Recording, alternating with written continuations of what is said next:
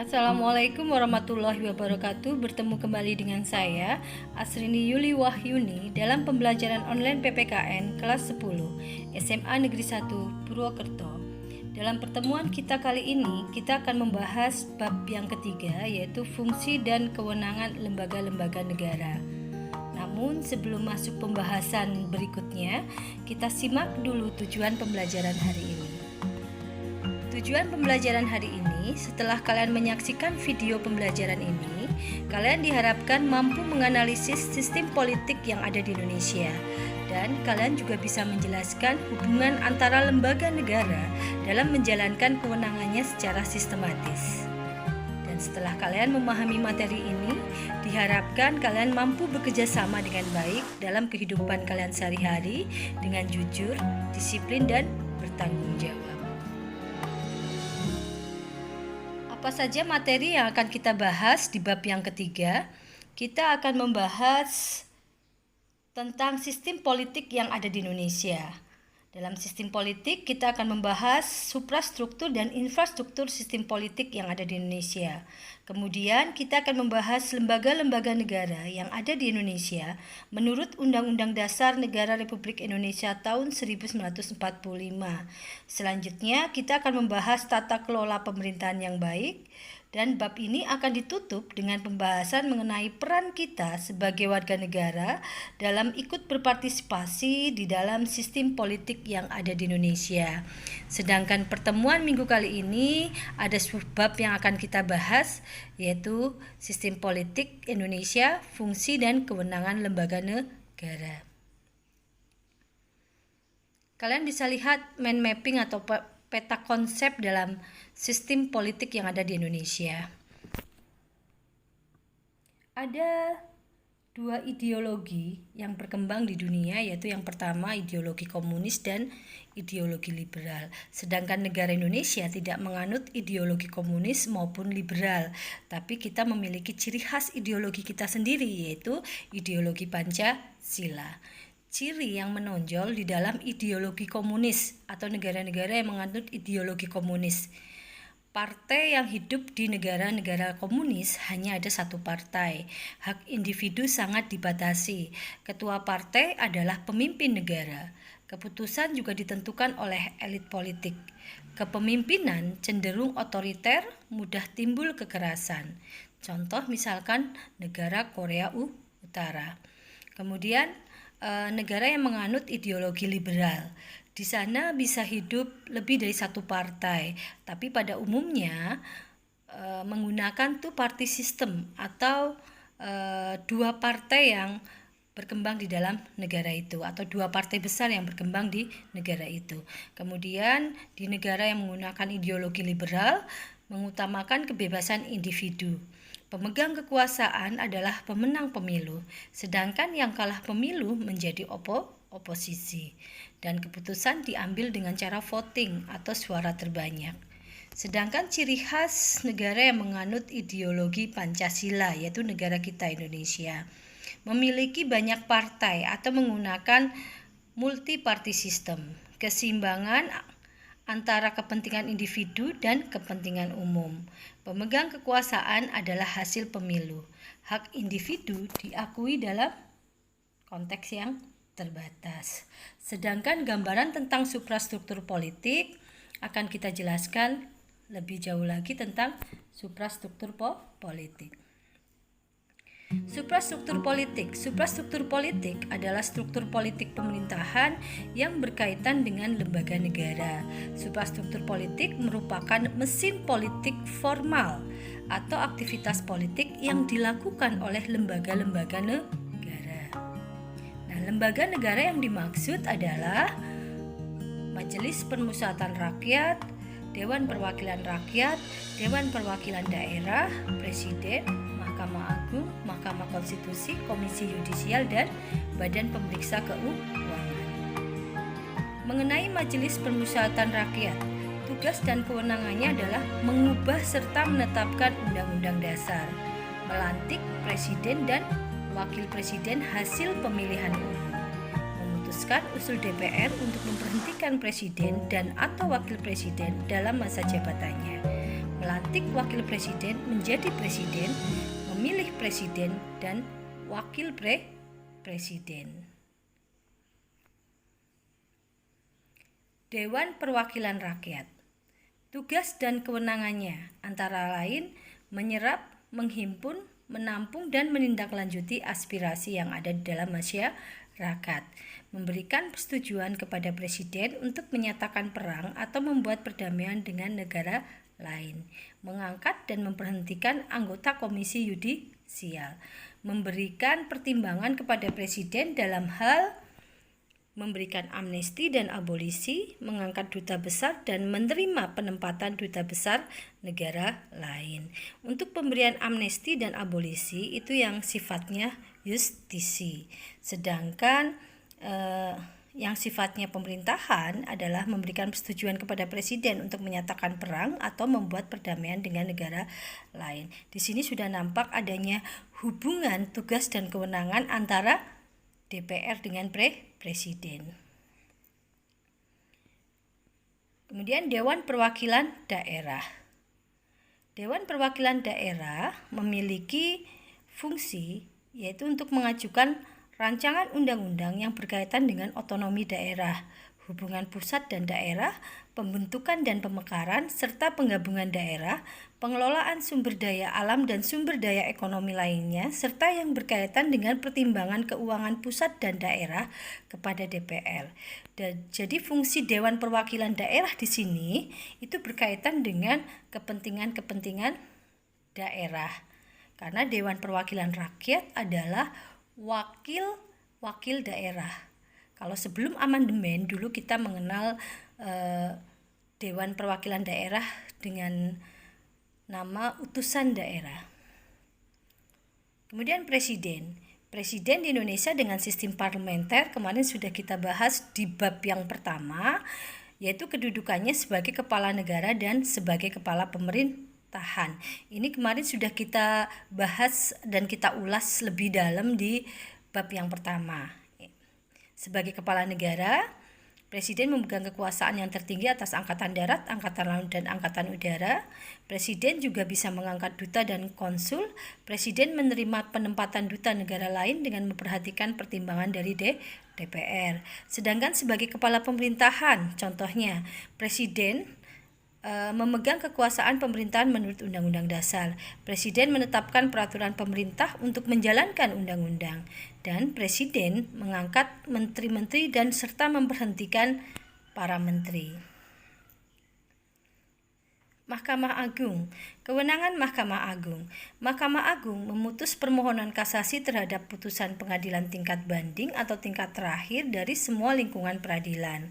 Mahkamah Agung melakukan uji material atau judicial review, menguji peraturan secara material terhadap peraturan perundang-undangan di bawah undang-undang. Melakukan pengawasan tertinggi terhadap penyelenggaraan peradilan di semua lingkungan peradilan dalam penyelenggaraan kekuasaan kehakiman. Sedangkan kewenangan yang dimiliki oleh Mahkamah Konstitusi. Mahkamah Konstitusi melakukan uji material atau judicial review undang-undang terhadap Undang-Undang Dasar. Ini yang membedakan antara Mahkamah Konstitusi dengan Mahkamah Agung. Kalau Mahkamah Konstitusi melakukan uji material atau judicial review undang-undang terhadap Undang-Undang Dasar, sedangkan Mahkamah Agung melakukan judicial review terhadap peraturan di bawah undang-undang terhadap undang-undang. Oke, udah jelas ya. Kewenangan yang lain dari Mahkamah Konstitusi yaitu memutus sengketa kewenangan lembaga negara yang kewenangannya diberikan oleh undang-undang, memutuskan pembubaran partai politik, memutus perselisihan tentang hasil pemilihan umum. Dan kewajiban Mahkamah Konstitusi adalah memberikan keputusan atas pendapat DPR bahwa presiden dan atau wakil presiden telah melakukan pelanggaran hukum atau perbuatan tercela atau tidak memenuhi syarat lagi sebagai presiden dan atau wakil presiden sebagaimana yang dimaksud di dalam Undang-Undang Dasar. Komisi Yudisial. Sesuai dengan pasal 13 Undang-Undang Nomor 18 Tahun 2011 tentang perubahan atas Undang-Undang Nomor 22 Tahun 2004 tentang Komisi Yudisial.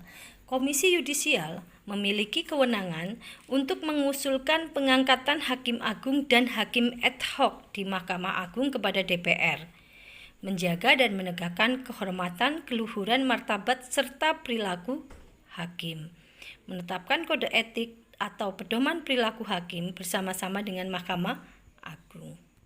Yang terakhir, Badan Pemeriksa Keuangan.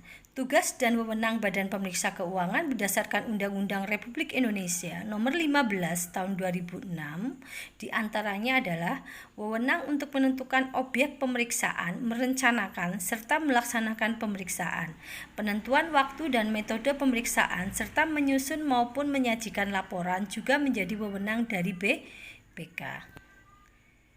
Jadi BPK memiliki kewenangan yang berkaitan dengan penggunaan keuangan atau anggaran negara. Sekarang kita bahas mengenai infrastruktur politik.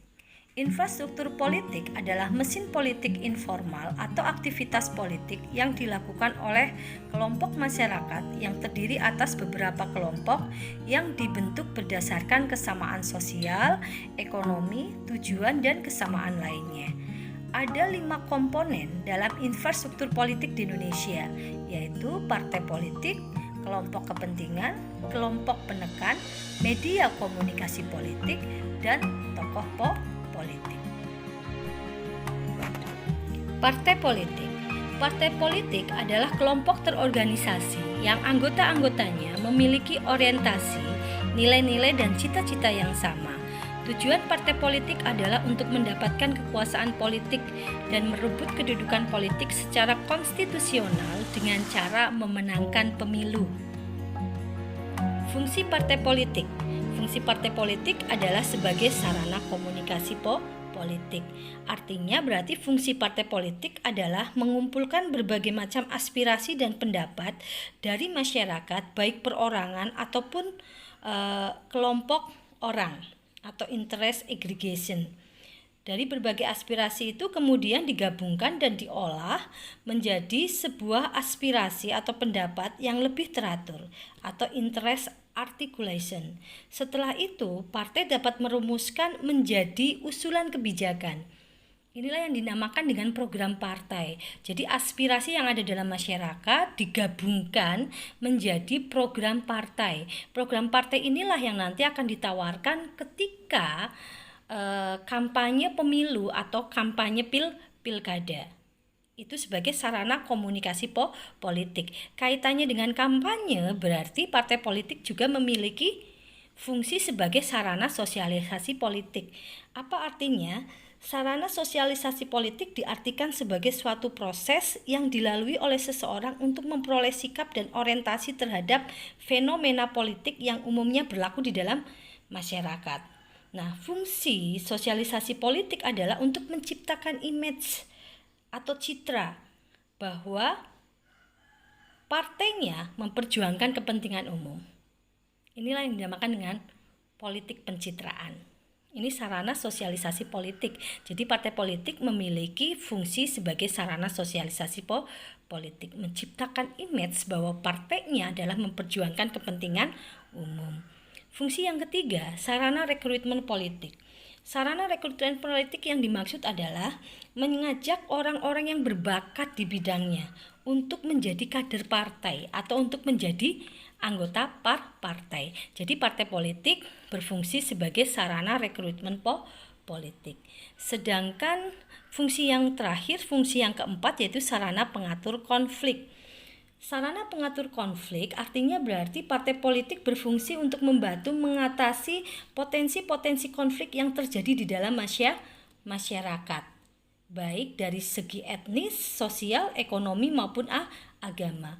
Partai politik dapat menjadi penghubung secara psikologis dan organisasionalis antara warga negara dan pemerintah, serta melakukan konsolidasi dan menyampaikan berbagai macam tuntutan dari masyarakat.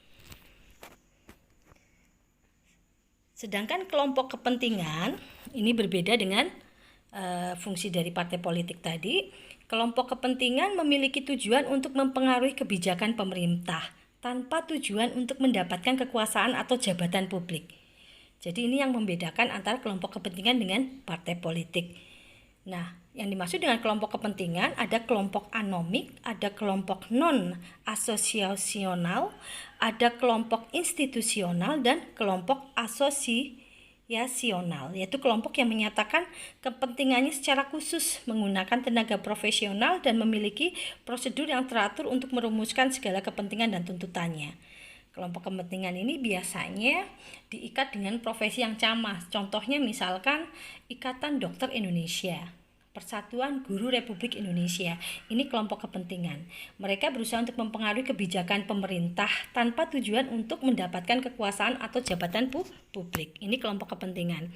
Kemudian kelompok penekan. Kelompok ini adalah kelompok yang melemparkan kritikan-kritikan pada para pelaku politik yang lain. Tujuan dari kelompok ini adalah untuk memajukan dunia perpolitikan, karena kritik yang mereka sampaikan bisa memperbaiki kekurangan-kekurangan yang ada. Peran kelompok penekan ini cukup penting dalam menanggapi kebijakan yang dibuat oleh pemerintah. Sayangnya, yang sekarang ini terjadi, tidak jarang kelompok penekan ini menyalahgunakan perannya untuk kepentingan politik kelompok yang lain. Ada beberapa asosiasi kelompok yang mempunyai kepentingan sama dengan kelompok penekan. Contoh kelompok penekan yaitu Lembaga Swadaya Masyarakat atau LSM, organisasi-organisasi sosial keagamaan, organisasi kepemudaan, organisasi lingkungan kehidupan, dan yayasan atau badan hukum lain yang mengatur orientasi tujuan-tujuannya secara operasional sehingga bisa mempengaruhi kebijakan umum. Media komunikasi politik. Komunikasi politik atau media of political communication adalah salah satu infrastruktur politik yang sangat dekat dengan masyarakat. Komunikasi politik ini menggunakan alat perantara dalam menyebarkan informasi dan pemberitaan seperti televisi, radio, internet, dan surat kabar. Media politik ini memiliki pengaruh yang sangat kuat di dalam dunia perpolitikan di Indonesia. Begitu banyak masyarakat yang terpengaruh oleh kegiatan promosi yang dilakukan oleh media politik ini. Oleh karena itu, media politik sering dimanfaatkan sebagai sarana untuk membentuk asumsi yang ada di dalam masyarakat atau membentuk opini yang ada di dalam masyarakat. Bahkan komunikasi politik melalui berbagai macam media bisa menjadi alat untuk mengubah pendapat umum dan sikap politik masyarakat. Tokoh politik merupakan infrastruktur yang sangat mempengaruhi sistem politik yang sedang berjalan. Mereka adalah orang-orang yang sering kita lihat di dunia politik karena mereka bekerja dalam dunia tersebut.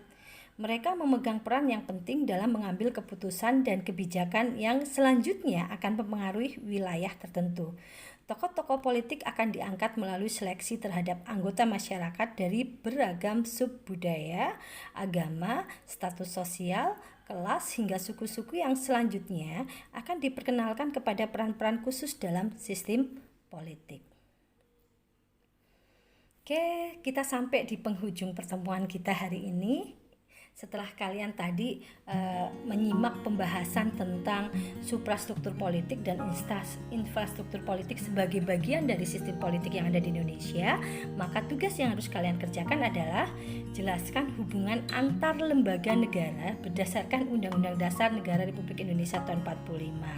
Yang pertama, kalian harus bisa menjelaskan hubungan antar lembaga negara di bidang pemerintahan, hubungan antar lembaga negara di bidang perundang-undangan, dan hubungan antar lembaga negara di bidang yudisial. Kalian bisa kerjakan nanti di kelas-kelas yang ada di Google Classroom. Sampai di sini pertemuan kita hari ini. Semoga ada manfaatnya. Namun sebelum saya akhiri, ingat pesan Ibu 3M. Kalian harus selalu menggunakan masker ketika keluar rumah. Kemudian jangan lupa mencuci tangan dengan sabun dan tetap menjaga jarak. Keep spirit and be better. Wassalamualaikum warahmatullahi wabarakatuh.